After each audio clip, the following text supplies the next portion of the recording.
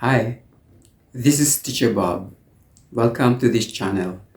If you are new here, please subscribe and hit the notification bell so you'll get notified of the latest upload. Strumming is the most common right-hand technique for playing the guitar. In this content, I will share with you another right-hand technique that you can apply to some songs that are mellow in characteristic, like Here, There, and Everywhere by the Beatles. Let me discuss first the chords for the song. By the way, if you are not familiar at reading chord diagrams, click this card for that lesson. Here's the right hand technique that I'm suggesting for this song. I call it bass, bass, strum, bass. And as you can see, there's the word bass at count 1, another bass at count 2, then you have the strum at count 3, and another bass at count 4. The strings of the guitar can be grouped into, these ones are actually called treble strings, while these ones are called bass strings. And you would hear that the bass strings sound lower than the treble strings. So we can say that each chord is a set of bass tones and treble tones. For example, for this chord G major, these are the bass tones and these are the treble tones, as these are the bass strings and these are the treble strings. For the pattern shown, what I mean for the bass at count 1 is the lowest bass tone of each chord, and at count 2 is the next higher in pitch for the chord. At count 3 you see the word strum. What I mean there is you strum the treble strings either by brushing or using picking method or pick method by using your index finger, middle, and ring fingers. Index finger on the third string, middle finger on the second string, and ring finger on the first strings. So each finger picks a particular string and you pick those strings at the same time in an upward motion.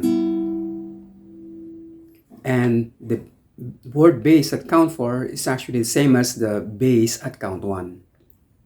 So for G major, the bass at count 1 is the 6th string, and the bass at count 2 is the 5th string, and then you strum the treble strings at count 3, and at count 4 you pick the 6th string one more time. So it goes like this, and there's a tempo or counting for each of those. So it goes like this: 1, 2, 3, 4. For B minor, the bass at count 1 is the 5th string, the bass at count 2 is the 4th string, and at count 3 you strum the treble strings, and at count 4 back to the 5th string. For B flat, the bass at count 1 is the 5th string, the bass at count 2 is the 4th string, then pick the 3 strings at the same time, the treble strings at count 3, and then back to the 5th string at count 4. For A minor 7th, the bass at count 1 is the 5th string, which is an open string for this chord. The bass at count 2 is the 4th string, and then strum the treble strings or pick them at the same time, and then at count 4 back to the 5th string. For the 7th, although for this chord you only have one bass string and the other 3 strings are treble, I suggest that we just follow the pattern. So the bass at count 1 is the 4th string, which is open, and then at count 2 let's just pick the treble strings, this the 3rd string,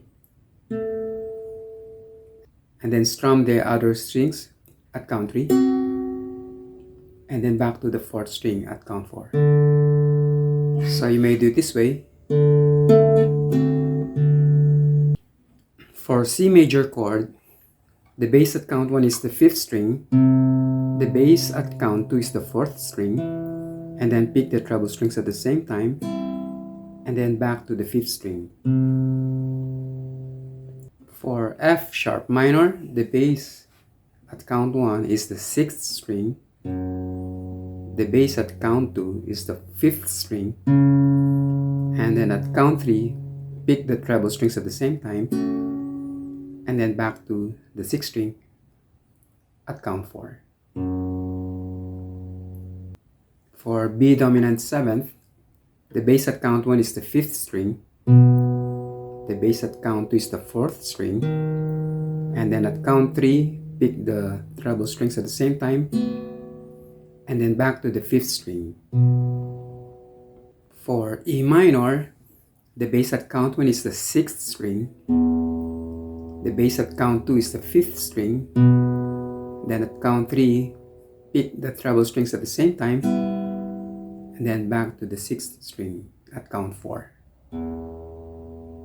For A minor, the bass at count 1 is the 5th string, the bass at count 2 is the 4th string, at count 3, pick the treble strings at the same time, and at count 4, back to the 5th string. For G minor, the bass at count 1 is the 6th string,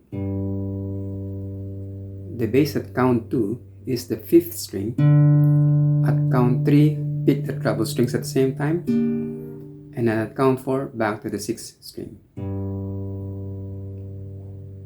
For C minor, the bass at count 1 is the 5th string, the bass at count 2 is the 4th string, at count 3, pick the treble strings at the same time, and then back to the 5th string at count 4. The pattern is good for one measure. You have a bass string at count 1, another bass string at count 2, and then at count 3 you pick or strum the treble strings, and then at count 4 back to the same bass you played at count 1. Most of the chords are played for one measure. Since the pattern is good for one measure, so you're going to play those chords one round of the pattern. So for G major chord, and then to A minor 7th, and then to B minor 1, 2, 3, 4, and then to C major 1, 2, 3, 4, and so on. In the refrain part, the chord G minor is played twice, but the second time around you have G minor, that will be for 2 measures. So you're going to do 2 rounds of the pattern. 1, 2, 3, 4, 1, 2, 3, 4. There is a sequence of D7 and F7 for this song. These 2 chords are actually in a split measure, meaning they are in the same measure. D7 is at count 1 and F major 7th is at count 3. So my suggestion is just strum these 2 chords once. So 1, 2, 3, 4. Click the card for the demonstration or performance video. Subscribe to be notified automatically for new uploads. Thank you for watching.